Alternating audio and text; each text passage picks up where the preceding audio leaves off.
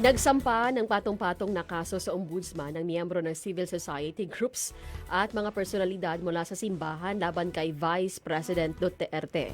Isa sa mga complainants nito ay si Father Flaviano Villanueva na nagsampa ng mga kasong plunder, bribery, malversation, graft at violation of Constitution at betrayal of public trust.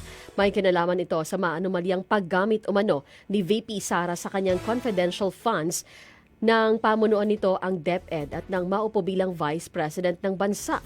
Gusto ng mga complainant na mapanagot si VP Sara dahil sa questionableng paggamit nito ng public funds.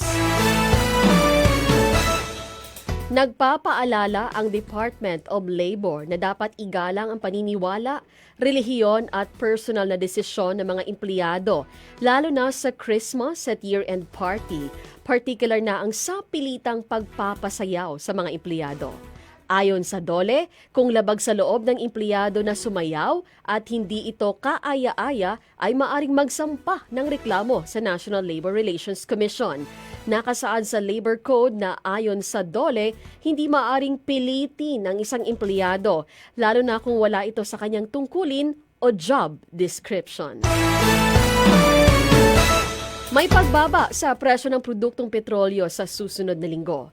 Ayon sa Department of Energy Oil Industry Management Bureau, aasahan ng 30 centavos na pagbaba sa kada litro ng gasolina, 60 centavos naman per liter sa diesel at 65 centavos per liter sa kerosene. Ang pagbaba ng presyo ay dahil na rin sa pag-shift ng mga oil investors sa mga negosyong Russia-Ukraine peace talks na malapit nang matapos. Nagsimula na raw ang lokal na otoridad na hanapin ang kinaroroonan ni Senator Bato de la Rosa dahil sa umano'y arrest warrant mula sa International Criminal Court dahil hindi na ito nagpapakita sa kanilang sesyon sa Senado.